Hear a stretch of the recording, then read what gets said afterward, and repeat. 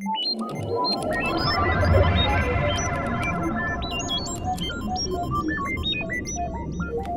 everybody, welcome to the Ethics Verse, the coolest place to be every Thursday at noon Eastern.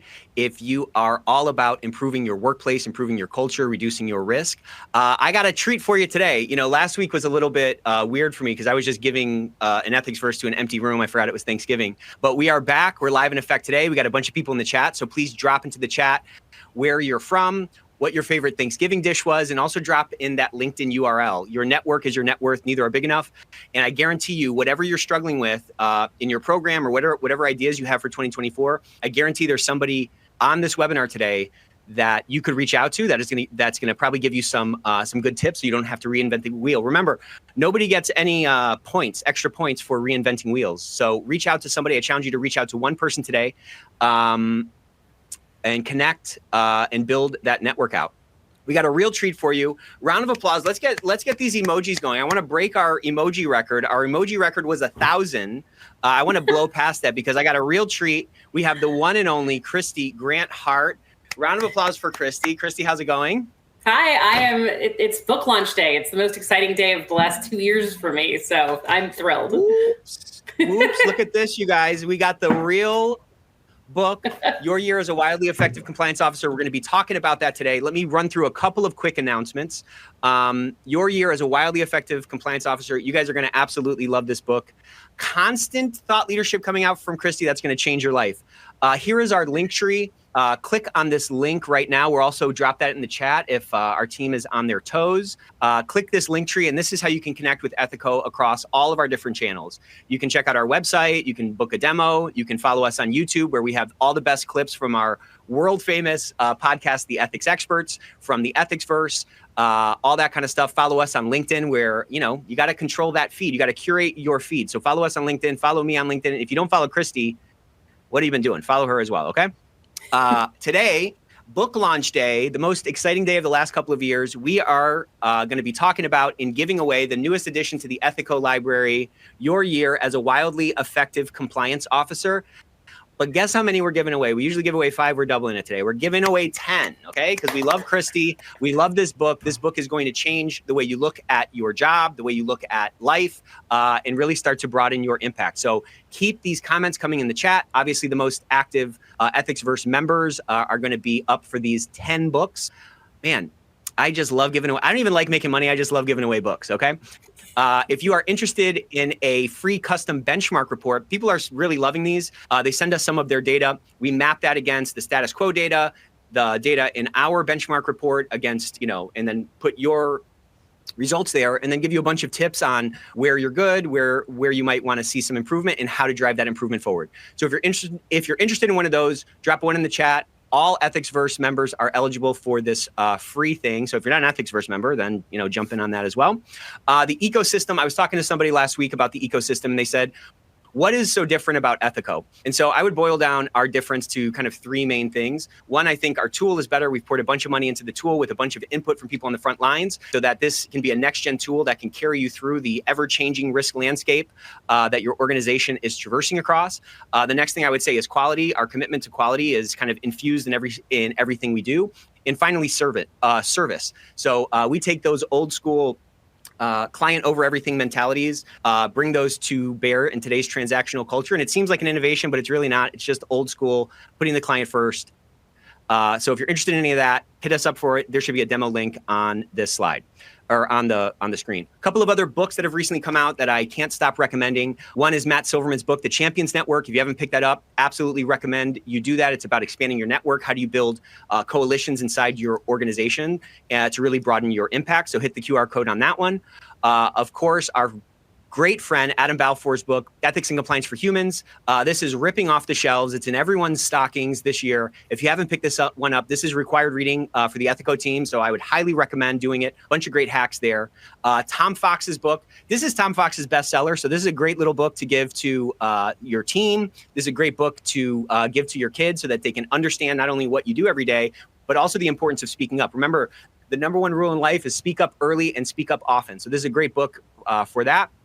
And then finally, Mary Shirley's book, Level Up, 65 Hacks to Improve Your Compliance Program. This book is also phenomenal. We've given away literally hundreds of this book. And yeah, if you haven't picked it up yet, now is the time to treat yourself. You worked hard for the entire year. It's the holidays. Hit some of these QR codes and start stacking some stuff up on your nightstand. Okay. We've also found that our biggest competitor is a thing called inertia and the fear of change. And so what we've tried to do is try to create a program here. So if you are looking to change or you're looking to see what else is out there, we're going to go ahead and give you a year free. That's the way that we put our money where our mouth is, and really help to de-risk a transition from a current provider that's maybe not meeting your needs. So if you're interested in that, hit that QR code. And with that, couple of other things. Next week, we're going to be we have Matt Kelly coming back for another masterclass, and we're diving into everybody's favorite holiday topic, dominating data analytics. If we're not, whatever you manage gets measured, or whatever you measure gets managed. You need to know your data. You need to know your metrics, and we're going to be diving into some great tactics and strategies for that next week. You know me. You may have seen me in New Delhi passing out street food. This is Nick Gallo, Chief Servant of Ethico, and the one and only Kristy Grant-Hart. Kristy Grant-Hart is CEO and founder of Spark Consulting. Obviously, she's somebody I've learned so much from. She's so smart. She's brilliant. A lot of great things are going to be coming out of today's webinar. Kristy, so glad to have you back on the Ethicsverse. How's it going? Oh my gosh, like I said, I'm feeling fantastic and super excited to talk today. It's all brand new materials, all about ethics in terms of influence, persuasion, risk-taking, risk monitoring, and a lot about how you can be more effective and resilient, which I think is one of the most important things that we need to have in our arsenal of things to deal with, right? If you can't be resilient, this job is impossible. So that's where we're going. Right. So, Kristy, I'm going to pass this over to you. I just want to remind everybody, we haven't had lunch yet. It's early for Kristy, so let's give her that shot in the arm with all these emojis. That energy is what we feed off of. Kristy, I'm going to pass the slides to you, and we can just dive right in. Yeah, absolutely, Nick. Okay, so I have taken up some brand new activities recently that are requiring some serious resiliency, because when you find yourself hanging 10 feet off the floor, staring at the ground, being held up by ropes, you kind of wonder how the heck you got here and what the heck you're going to do to get out of it. And I was sitting in this position, standing in this position, upside down in this position at the aerial class, going, this reminds me actually of when I've been a compliance officer and I'm staring at the floor or the table going, how did I get in this position and how am I going to get out of it? Why is it not working? And feeling that sense of precarious, what am I going to do now to get through this situation? Because we as compliance officers have what I think is the most important job in the entire world, which is changing how corporations do business, which ultimately changes the lives of so many humans. So our job is incredibly important, but it's really hard to do sometimes. So I'm Kristy Grant-Hart, and it gave me a quick description of who I am. I'm the CEO of Spark Compliance and the creator of Compliance Competitor, the training game, and also award-winning podcaster. But most important thing is I am a former chief compliance officer and former director of compliance for Europe, the Middle East, and Africa at an entertainment company and at a travel company. So I have been there, done that. And we have clients throughout the world, multinational clients, where every single day people are fighting the good fight. And really what they need more than anything is to continue to gain the skills from an interpersonal capacity and a personal resiliency capacity to do their job at the highest level. So what we're going to do today is talk about some of those skills and some of those sort of hacks and how to do it effectively. So as Nick just said, I got to pause you really quick, Kristy. Please. Kristy just launched this new podcast called the Two Gurus Talk Compliance Podcast with her and Tom Fox. If you're not listening to that, absolutely add that to your rotation. It's two gurus, okay? There's a lot of great stuff that you can learn from that. It's really a lot of fun. And so hope you can add another notch to your belt there, Kristy, for some more podcast awards. Oh man, I love my podcast. It is so much fun. It's just so much fun. I always cover like the weird Florida man and woman stories at the end. So if nothing else, there's always something entertaining at the end everybody.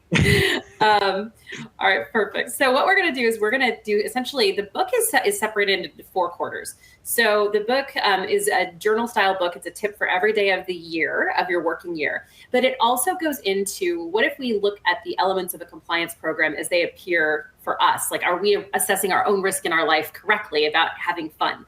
What kind of policies have we determined are true and false for us in our lives?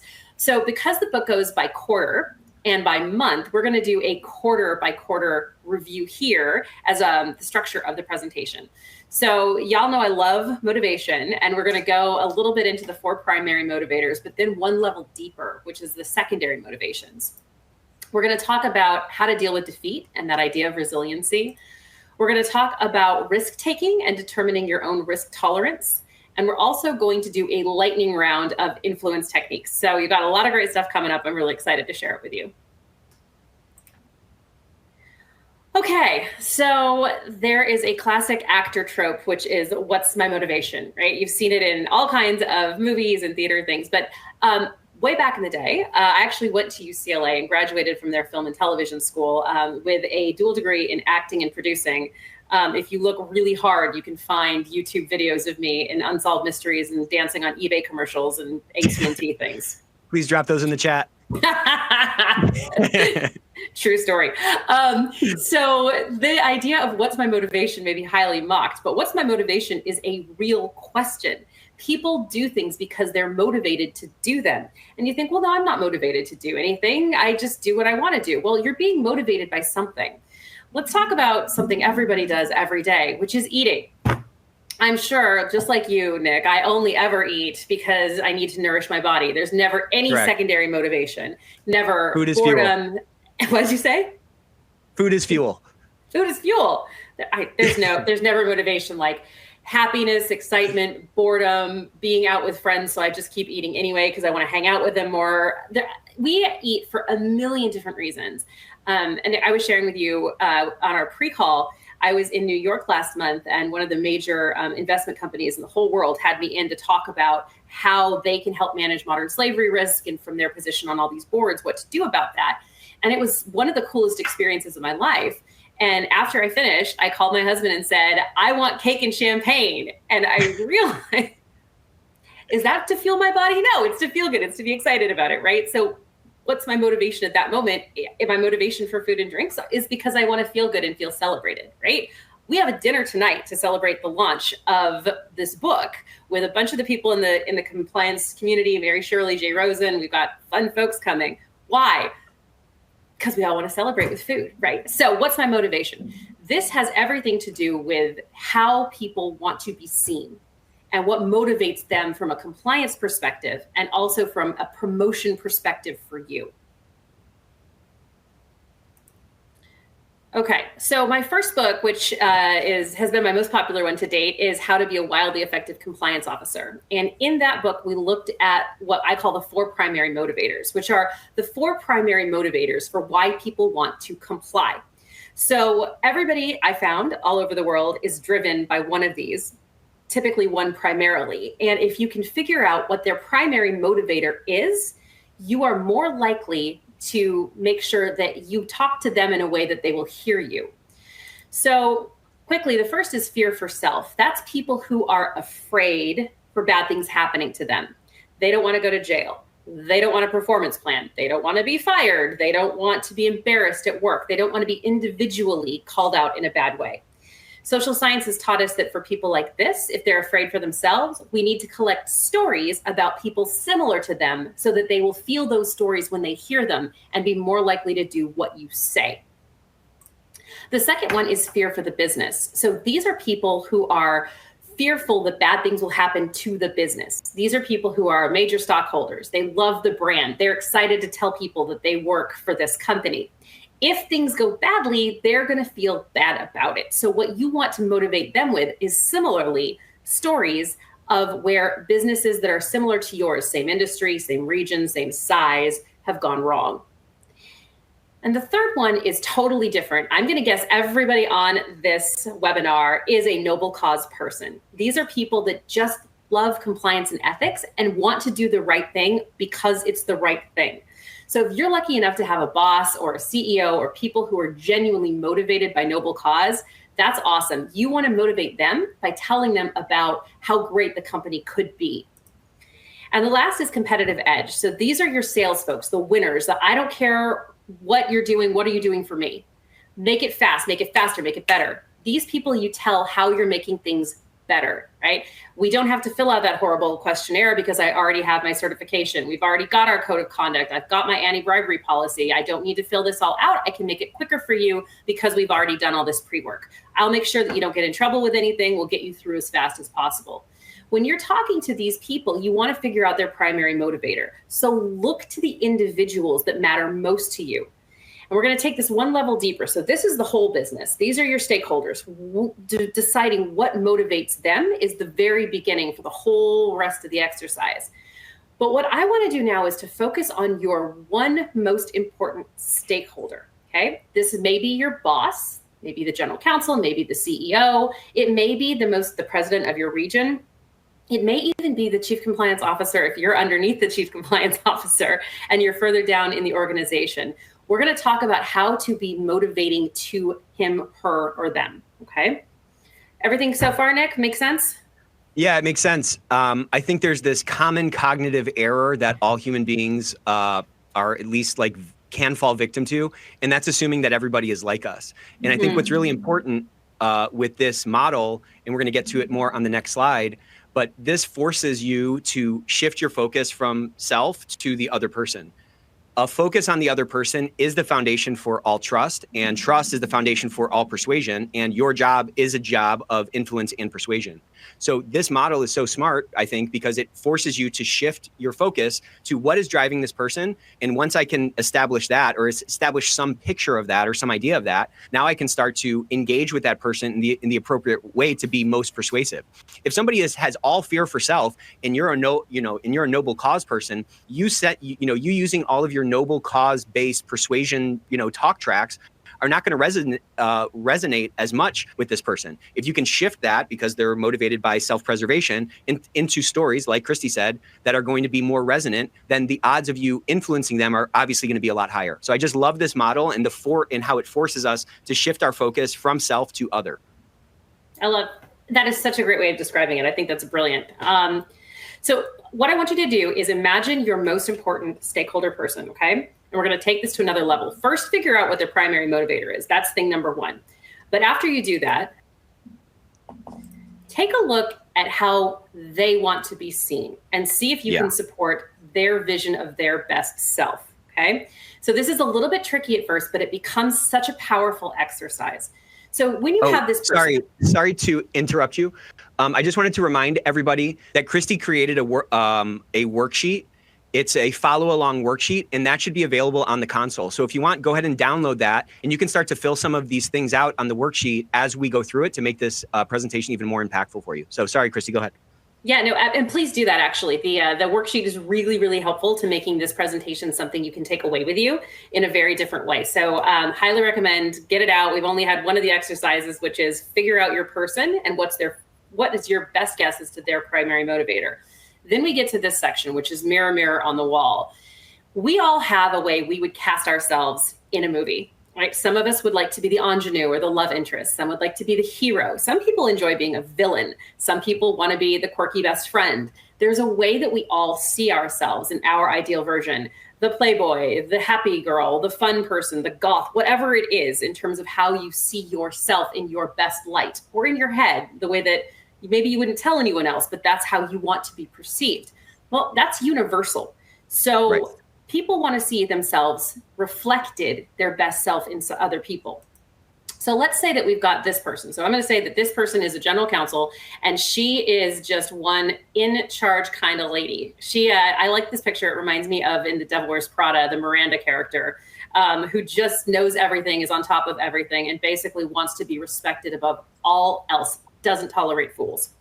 Whereas maybe our other character here, maybe he is a person who is one of those, we don't have a hierarchical organization, I like working with everybody, teamwork makes the dream work kind of people, who he wants to be seen as approachable, likable, friendly, and a good leader from a totally different perspective. So what we want to do when we're looking at our most important stakeholder is ask 2 questions, okay? So fill in the blank. It's they want to be seen as, and perhaps more importantly, they don't want to be seen as. So these 2 questions allow you to frame how you're going to make requests or how you're going to have these conversations. Our Miranda character, she wants to be seen as powerful and smart and put together and respected. She does not want to be seen as weak, mealy-mouthed, emotional, or unimportant. Our other gentleman here, he wants to be seen as likable, friendly, relaxed. He does not want to be seen as essentially her, uptight, difficult, unapproachable, unfriendly.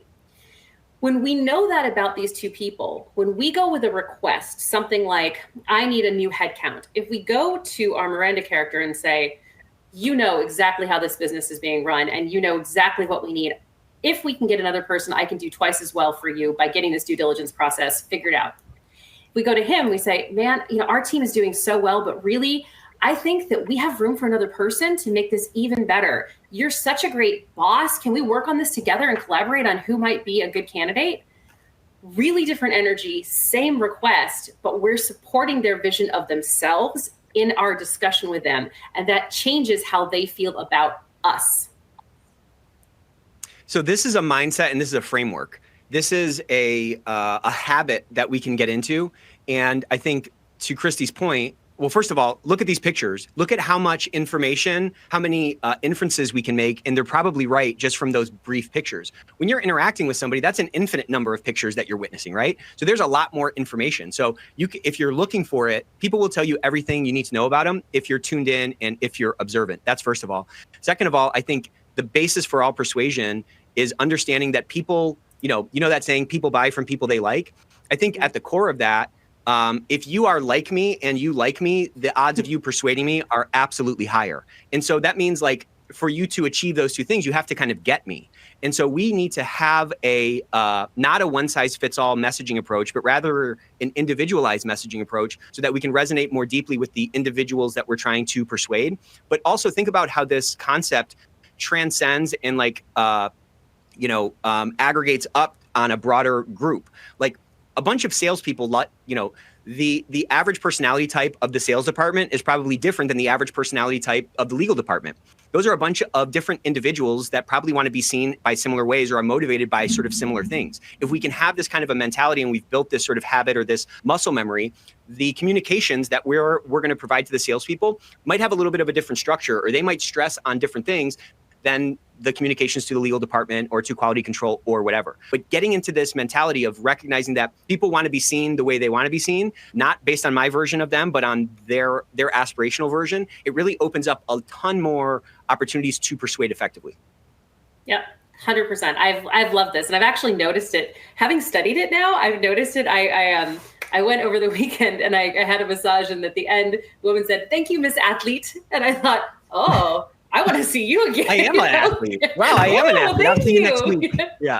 You noticed. But it was such a funny moment. I thought of this speech and went, yeah, I like you better because you are reflecting to me how I want to be seen, or That's even right. how I want to see myself. Even if I don't see myself as an athlete, I love the idea of it. But somebody reinforcing that idea that I love about me made me like her more. So it's good. And think about the love people have for their cell phones. That seems to be correlated with like the selfie movement, because you're just seeing yourself so much in this device. It's like this device knows exactly who I am. You know what I mean? Frighteningly careful what you tell. Yes. So, the AI generator.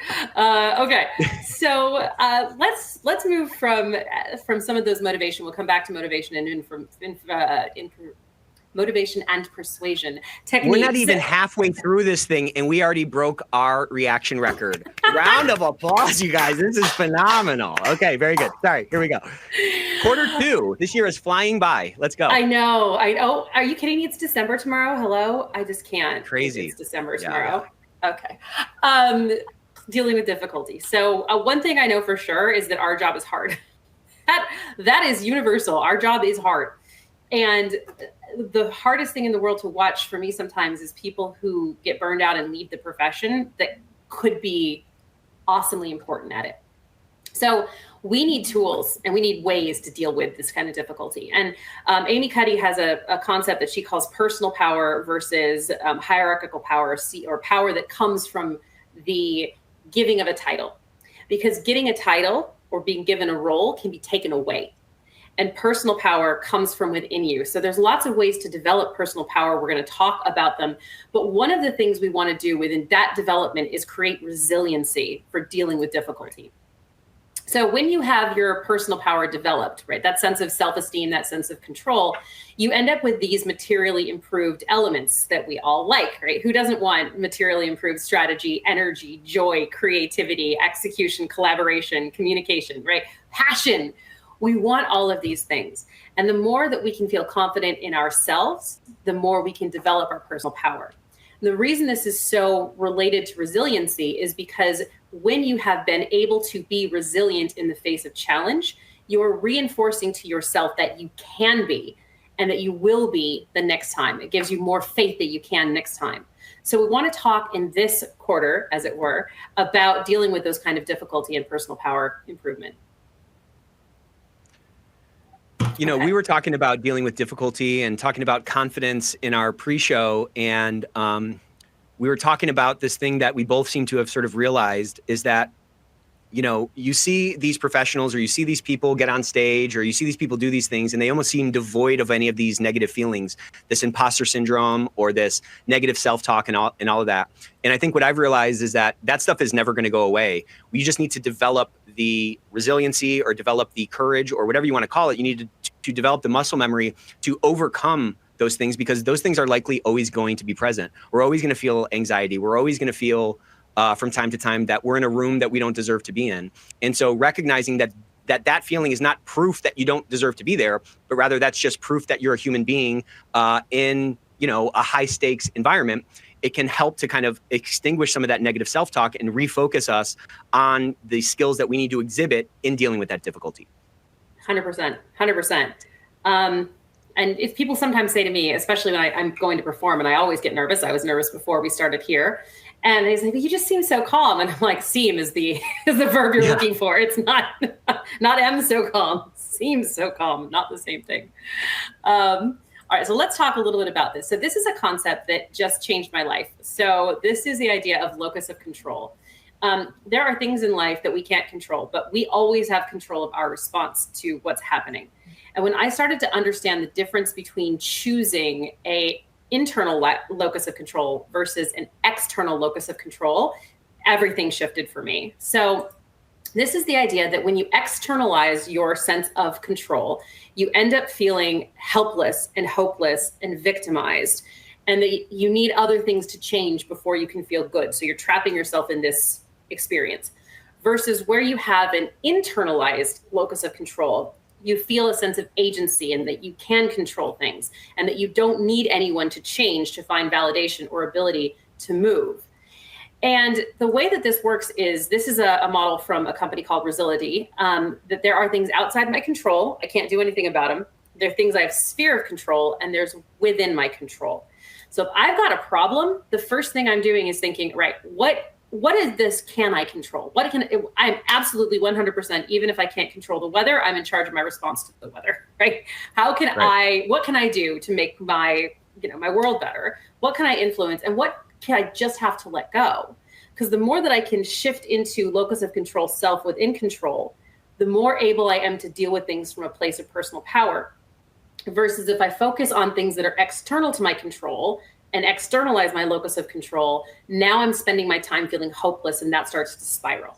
So that was super helpful for me. Does that resonate with you, Nick? It does. I think anxiety comes from truly like a belief that there's something that you should be doing that you're not doing. And I think we can fall into these anxiety traps. And this model is really helpful to sort of sort through that and see, like, well, is this something that I can actually influence? Is this something that's within my control, or is it outside of my control? And I think there is some sphere around your body that you can influence and control. It might just be against your, your own skin, because you really can't force people to do much. But I think this model is really helpful, because when you're feeling those pangs of anxiety, is it something that you can do something about? Great, then do it. If it's not, then you have to let it go. And so we're at all times, we're living in one of three places, right? We're living in the past in regret, we're living in the future in anxiety, or we're living in the present. And I think the more time we can spend in the present, not, losing mental calories or anxiety or cortisol calories, focusing on regret, something we can't change, or focusing on the anxiety of the future of which way will this go, again, something else we can't change, we can be a lot more clear-headed and be a lot more impactful with whatever it is we're working on. But I absolutely love this model. And there's just so much anxiety in our world, in our lives, that come from us misattributing where that true frontier of control is in our lives. Yeah. And it's easier sometimes to say, I can't do anything about this. Well, yes, that's right. You can't control world events necessarily, but you can control certain things like how you show up at work, right? Yeah, you can control your attitude at least, right? That's right. You can control like what you allow yourself to like fixate on. And if you're fixating on something that's outside of your control and you're just getting that sort of like cortisol loop, that's not like a productive thing, despite, the habits that may have been formed around that type of a loop, With the doom scrolling where it's not actually helping you to be seeing all this horrible stuff, right? Right. Stop. Right. All right. Well, let's talk about two terrible things that happen to a lot of people in their lifetimes. And that is maybe not terrible. My training fell flat and I was fired. So I think, Nick, we were talking, I have occasionally, hopefully not too many times, had training that just didn't quite go the way I wanted it to. I did training recently. The first session went fantastically. The second session, there was that guy. That guy exists at every company who wanted to argue about the nuances of antitrust law in this scenario. Oh, that pooch, yeah. And you're in a room of 30 people, and this person's like, I think there's sometimes it's okay. You're like, oh my, please, here we go. Please stop. Yeah. Anyway, so it does happen. And I have been fired once in my life. I was 18 years old.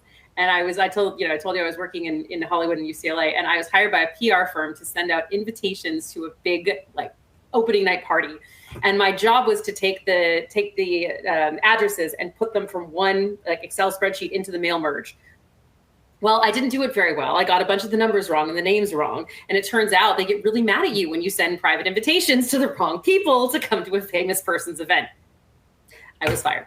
So these are not fun things. Luckily, that's never happened again. But I think owning up to it, yes, it happened to me. Have you ever been fired, Nick? Are you willing to say yes or no? I have not been fired, but I also kind of work for myself. So what am I going to do? I know. Yes, these days I will never be fired. Yeah, exactly. I'm unfireable now, so that's great. It's my company. Yeah. Okay. Well, it has happened to me in my life. So how do we deal with these two things? So one of the most recent ways that I've really enjoyed looking at these types of problems is obviously in this locus of control model, but there's a second model that I love right now that I read about in a book by an author called Nora Hibbett in London. And her book is called Just Effing Do It, which is a great title. And she talks about this 3P scale for emotional management. And she's talking about your emotions generally, but I think that this scale can be really well used for when we're dealing with an issue. So basically the idea is you're trying to move from left to right. So those of you who have your downloadable, what we're going to do is pick a problem, a specific problem, something that you're feeling bad about, and look at this scale for emotional management. So the first one is the first P of the 3P is permanence. So this is how permanent does this situation feel?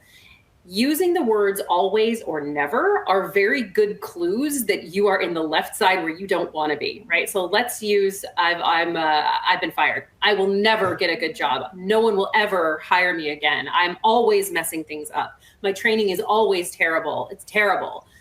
Versus, okay, next time I could pay a bit more attention to the data entry and make sure that it's correct and double check things because things can change. I can be better next time. My training, maybe next time I use a different scenario or I try to find out who that guy is and make sure he's off that day.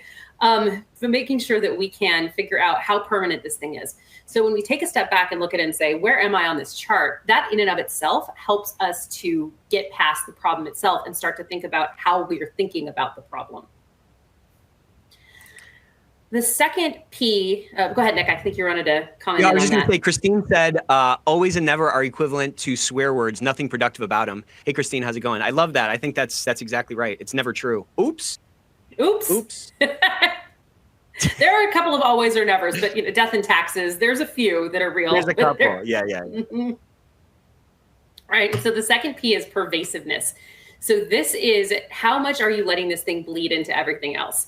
So pervasiveness is, I got fired and my dog's ugly and my whole life is terrible. And it basically goes from I got fired, my training was bad to, and my policies stink and the board hates me.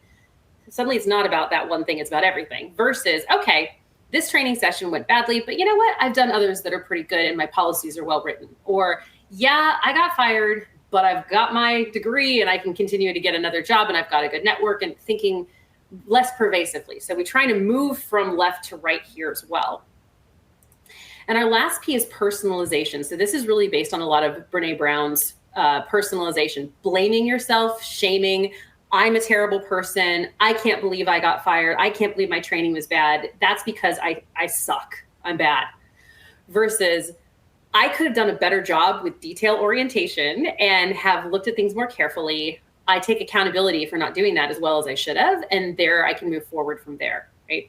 So when you look at these things, it's fascinating to me to review how we're looking at a problem. Taking yourself out of it can be the first step, but then actually taking steps. How can I move from left to right in these three areas? And by moving more right, you end up with a better locus of control, because now you're talking about things you can do and that you can control to make things better. So these are really strong ways of getting more resilient and dealing with those challenging issues to be able to come back to deal with the next thing. I mean, look, life is a lot closer to baseball than it is like brain surgery, right? Brain surgery, you cannot make any errors. In baseball, you can strike out 7 out of 10 times and still wind up in the Hall of Fame. So things are changing all the time, right? Our life is like a mosaic. There's a bunch of errors that happen. There's a bunch of things to learn from. There's a bunch of adjustments. Nothing grows in a straight line. Few things are permanent, few things are pervasive, and few things are truly a picture of, truly can be personalized. And so I think recognizing this 3P model and running yourself through it when you fall into one of those negative self-talk spirals can really help pull yourself out of it. This is all just data. This is all just stuff to learn from. If your training fell flat, why did it fall flat? Do you want to make sure that guy, that argumentative guy, doesn't come to the next one? Maybe that's the answer. But the point is, it's all just little pieces of data that we can use to cycle back through and to learn from.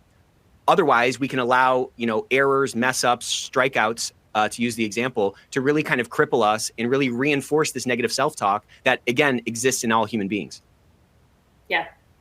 Yeah. I found that resiliency is one of the strongest and most important things to grow for myself, because if you don't have resiliency, everything knocks you down. And the strongest way to get better is to just practice. And I think that having tools to go to is really very beneficial. So what else? What else can we do to take care of ourselves? The kind of lightning round of taking care of yourself better. These are all ways to get stronger senses of personal power. So one of them is simply to reach out to friends. I love this community. As you were talking about in the beginning, Nick, the community of compliance officers are freaking fantastic. And having friends to talk to is so important, especially in our community. I mean, I've got really close relationship with my sister. She's an employment lawyer. Another one is a doctor. My mom's retired. They don't have any idea what I'm talking about, like antitrust concerns or reporting to the board. My sister does litigation and arbitrations. She doesn't deal with the same corporate stuff. As close as I am to her, she'll never get that. So I need friends in my community to call. Like, I called Mary Shirley and she lives near me now, which is amazing. Because I'm launching my book. She launched hers last month. We were constantly in communication about what that was about and how to do this the best way. There's nothing like having a community. This community is here for you. Nick's so good in the beginning when you said your network can always be better and bigger. The more people you meet, the better. So reach out to those friends. They'll make things feel better. And I just need to underscore that this industry is very, very unique. This is the thing we have here is very special. It's not like that in other industries. It's like the easiest industry to build your network in and to make connections in, because we're not competing with each other. We're all trying to fight the same fight in our little corners of the world. We have to take advantage of that if we're going to expand our impact. Otherwise, you can just keep kind of reinventing the wheel and kind of stay stagnant where you're at. But taking advantage of this community, these opportunities to connect. I've just learned so much from it. It's been so enriching for me. And I just want to keep pushing that, because the more, the higher the thread count and the fabric of the culture of our community we can get, the stronger we're all going to be. So take advantage of that thing. 100%. Be nice to you. Tell yourself nice things. It's estimated, I read yesterday, that 90% of your thoughts are the subconscious recurring, and that you create neural pathways that 90%, right, are. I have actually trained my mind to say, I love you, as like the thing that keeps coming up. It has taken 2 years, but making that like the thing that just is like, that comes up when I'm just kind of staring at the wall, like, I love you. I love my life. It's been completely game changer, because it used to be, you know, why are you so dumb, or whatever it is that comes to mind. I think if you can train yourself to think positively, that reinforcement is a truly big gift that you can give yourself, honestly. Along that line, one of my mentors at Gibson Dunn, when I was a young lawyer, she kept a folder in her Outlook that said positivity. And when she got compliments or people told her she did a great job, she would move them in there. So when things were going badly or wrong, she would open it up to say, hey, that's right, I don't suck all the time. I actually do a good job. And it's nice to be able to have that in one place and easy to see when you're feeling bad.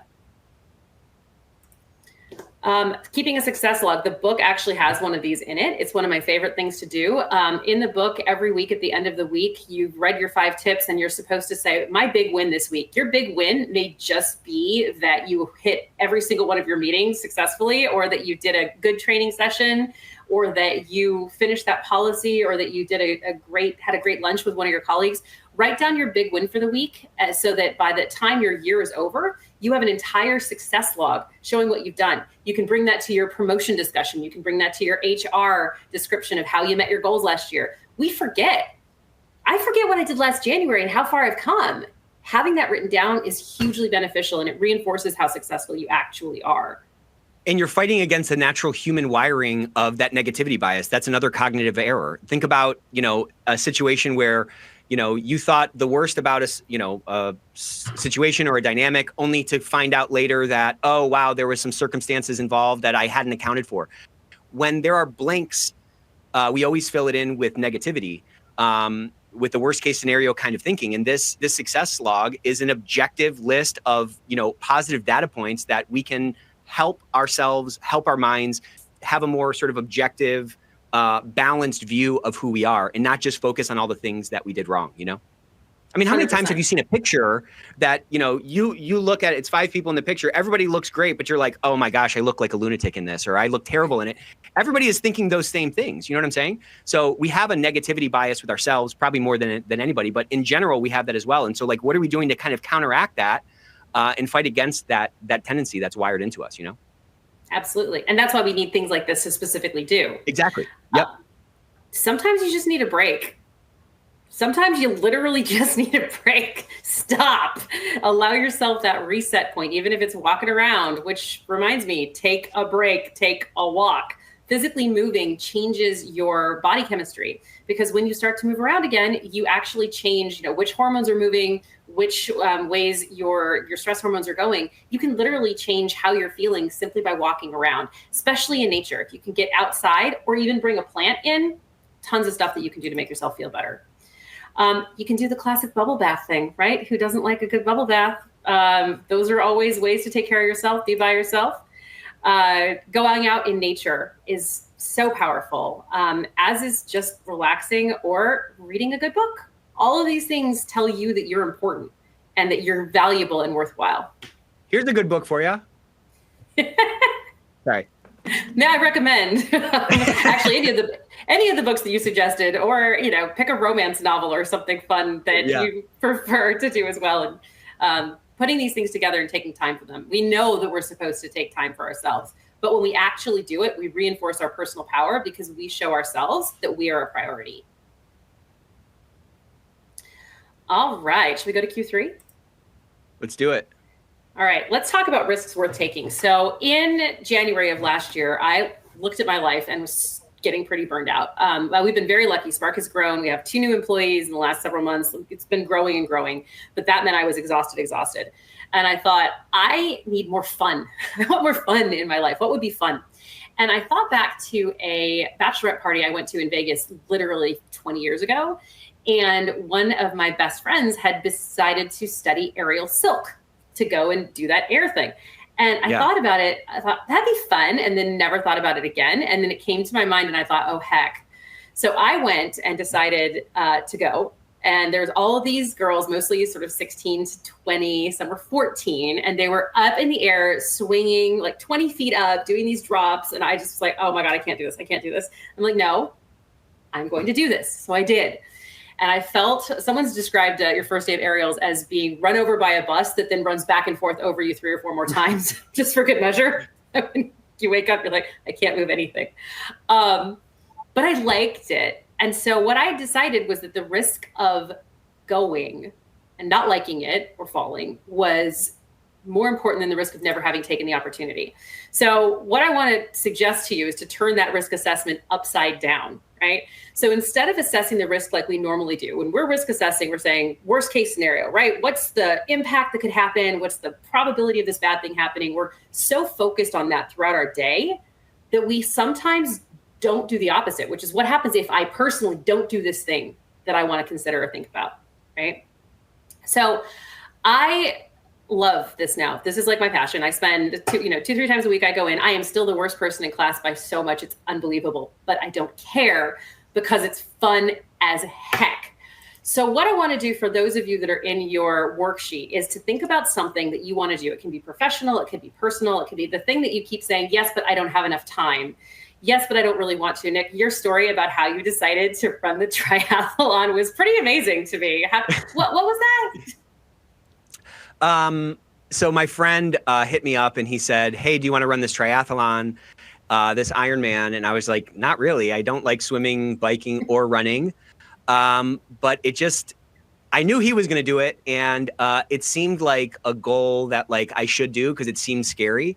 And it seemed like, testing myself and running after something, like that was that big and that scary, that would probably build a lot of confidence. And I've just found in my life that confidence really comes from like keeping promises to myself. If I say I'm going to do something and then doing it, or, doing something in spite of the difficulty of it, or in spite of the fear that comes from, the fear of failure that might come along with it. So yeah, I decided to do it. And then I just started talking about it incessantly with everybody to put some more reinforcement out there. So I didn't get so embarrassed if I didn't finish. And so I just completed that about a month ago. Yeah, that's a whole raft of stuff actually. And several of the tips in the book are about publicly just telling people you're going to do something because of how much more pressure that creates. But it also makes you responsible to yourself. And I've read that too. I was listening to a podcast called The Successful Mind several years ago. And one of the things the person said was, if you lie to yourself, then you are untrustworthy to you. I'm like, oh. Yeah, wow. if you don't live up to the commitments you told yourself you're doing, woo, that was a bit of a smack, wasn't it? That was a smack, yeah. I know you're not personally talking to me, but I'm feeling what you just said and I don't like it. So, okay, so let's think about this in our own context. So think about something, those of you who are doing the worksheet, what is it you want to do, but that feels too big, too scary, too much like you might fail, too much like it'd be public, too much like, I don't know if I'm going to be able to do that. Something like, let's say this man on the left is taking the IAP certification, deciding he wants to learn privacy, and the one on the right has always wanted to learn French. So here is how we're going to think about this. Number one is we're going to do an inherent risk. What is our status quo? So for those of you doing the worksheet, where am I now, right? So at that time in January, I don't know how to do aerials. I did gymnastics when I was younger. I was a cheerleader. That'll shock everyone, I'm sure. Not so much. So I had some of that in my background, but my status quo is that's where I'm at. I've never done it. What happens if I don't do it? So there is a woman in one of my classes who's in her mid 60s. And she is really very good. Had she not started 20 years ago, she probably wouldn't be. I know that your certain parts of your body, including some flexibility and strength over time, diminish because your muscles naturally diminish. So if I don't start building that strength reserve and build that flexibility, I'm not going to have it in 10 or 20 years. And I won't be able to have gained the skill that I would have had. What happens if I don't do it? And then in terms of mitigation, if I do it, how much will my risk go down? Let's say I hated it, right? Let's say I went and I hated it. Well, my risk went down significantly because I'm not going to ever wonder if I would have liked it, right? So I think for this man, for our IAP person, status quo is he doesn't know privacy and can't get those jobs that would require a certification. If he doesn't do it, he'll be exactly the same place. If he does, he'll have so much more opportunity and ability to go different places and learn new things. our French speaker doesn't speak French, never spoken French, she won't speak French. If she does, maybe she goes to France. Maybe she gets transferred to France. Maybe the French exchange student comes and they learn how to make beurre blanc together. There's so many things that can happen from going and doing it. So what you want to do is take that risk assessment and turn it on its head, so you make sure that you're taking the risks that are worth taking. I mean, think about the rate of learning that happens in the first 2 years of a human's life. I mean, it's probably more than anything, right? Like that's probably the steepest the learning curve goes, right? But also think about the mentality of a child who is like trying to go from crawling to walking. They're not worried about any risks. They just kind of jump right into it. And at some point in our development, we get to this point where we're concerned about looking stupid. Like a baby is not concerned about looking stupid falling down from walking. You know what I'm saying? Like they ignore that. They just kind of go and do it. At some point, we get so tuned into this sort of outer world that it ends up kind of building a prison around ourselves where we're not willing to try things and we're not willing to fail. And, this failure thing has this, it's this, I promise this will be short. This failure thing implies a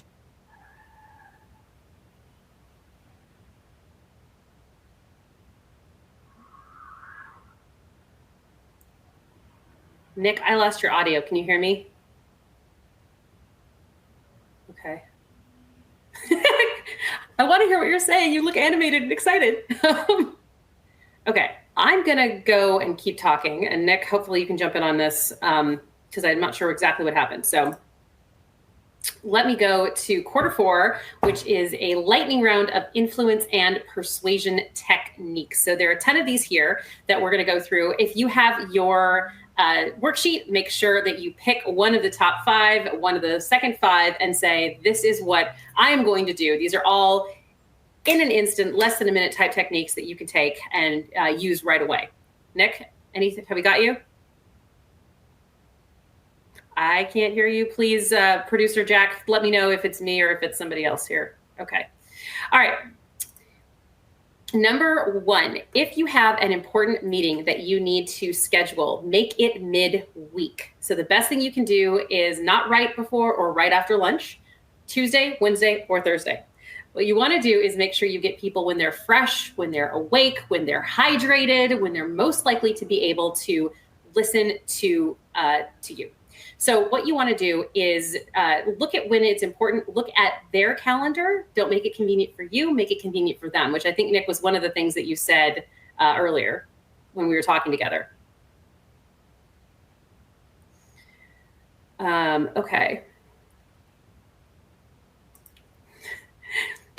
The next one is to match pace. So the idea about matching pace is that you want to be able to match the speed that someone is talking. If they are talking quickly, you want to talk quickly with them. If they are talking slowly, you want to slow down your speech. Now, I am from New York originally. I lived in California, lived in New York.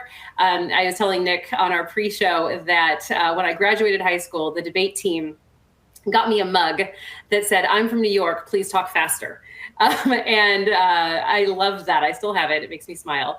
And the idea is that now we have a lot of clients that are in the South. We have a lot of Atlanta-based clients.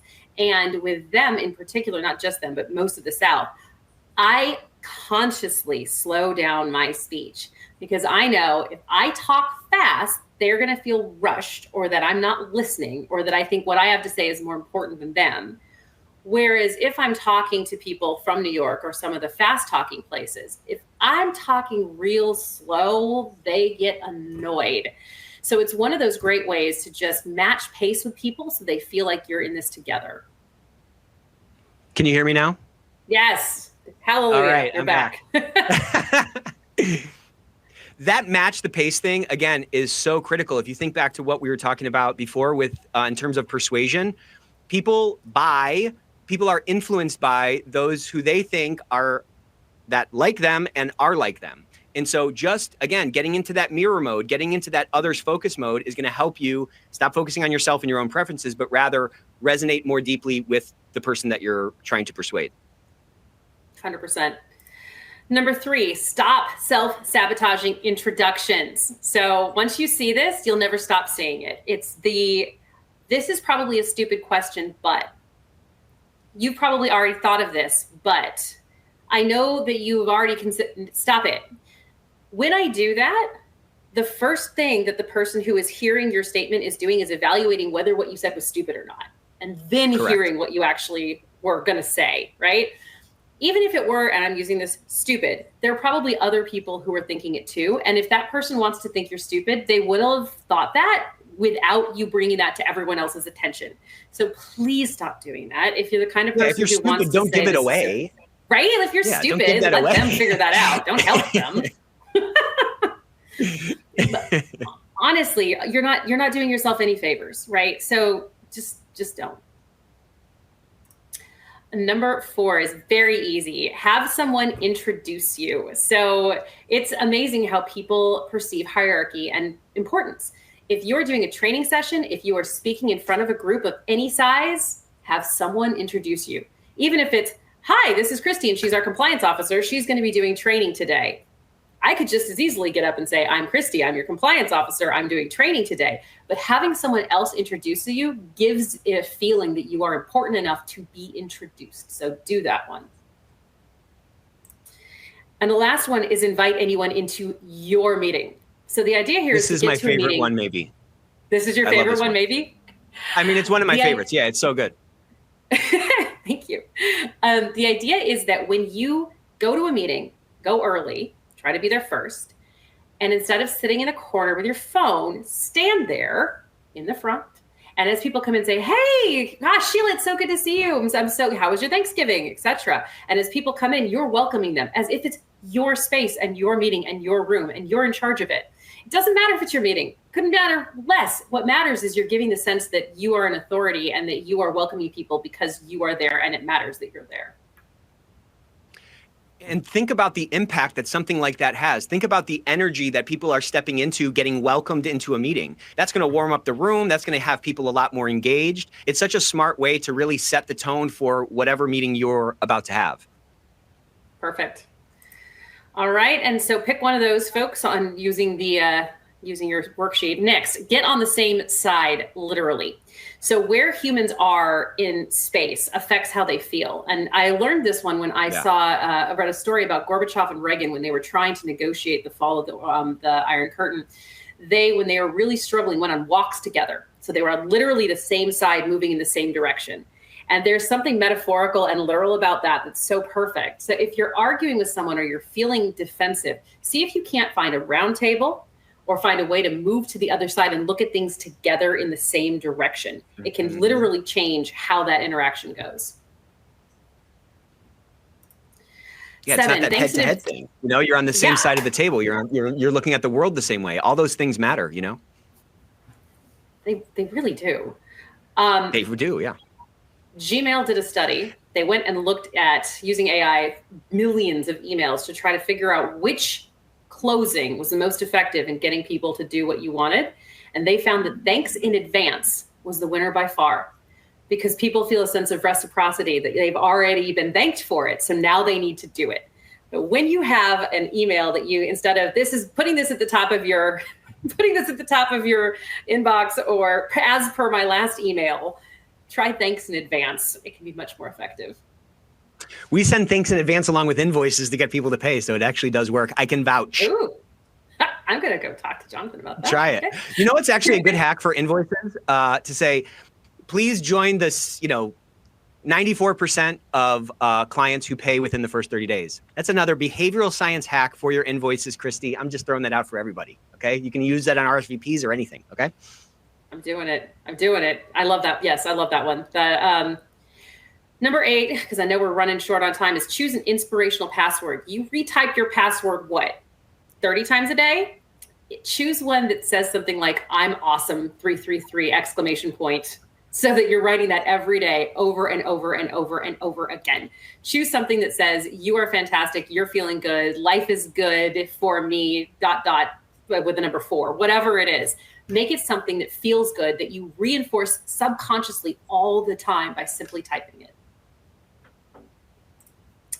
Number 9 is to change your automatic response. If your automatic response to how are you is stressed, tired, exhausted, over it, oh my God, I'll never have enough time. First of all, nobody in the business wants to come and talk to you if you're, oh my God, so stressed all the time. what you need to, my response is, I'm fantastic, or I'm feeling great. And people really say, you are? Like, actually, yeah. But even when I'm not really feeling that way, by saying it, I'm actively changing my state of mind to be like, oh, maybe I am better than I thought I was. And if fantastic feels way too far for you, just try, I'm doing well, thanks. I think a lot of people think that, positive people, optimistic people are just kind of naturally wired that way.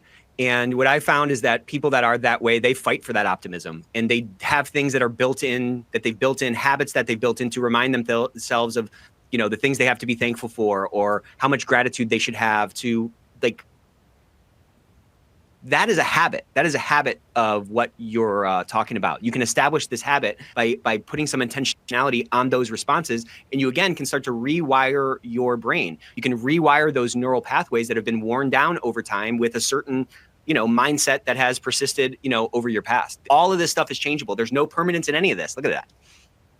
Look at that. All right. The very last thing is explaining how you do in this order. I help people who have a problem to get to their outcome. Not I'm a compliance officer. Try I help employees who aren't sure what to do to find the answers to be successful. Here we go.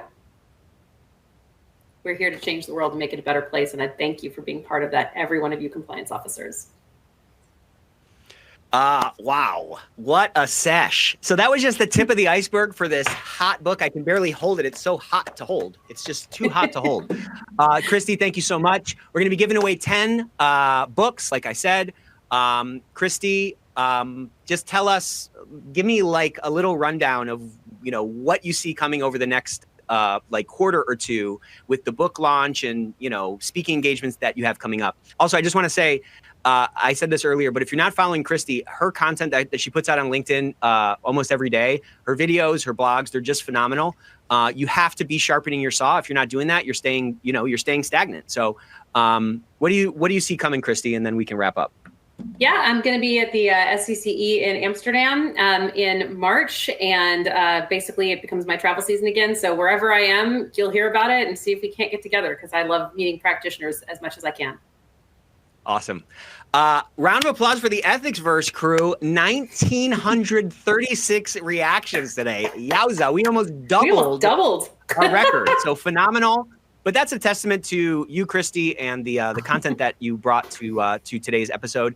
Hope you guys enjoyed it. Pick up the book if you're not one of the lucky winners, or come back next week for another chance to win, where we are going to be talking about dominating data analytics. So love you all. See you next Thursday for Ethicsverse Day. Take care.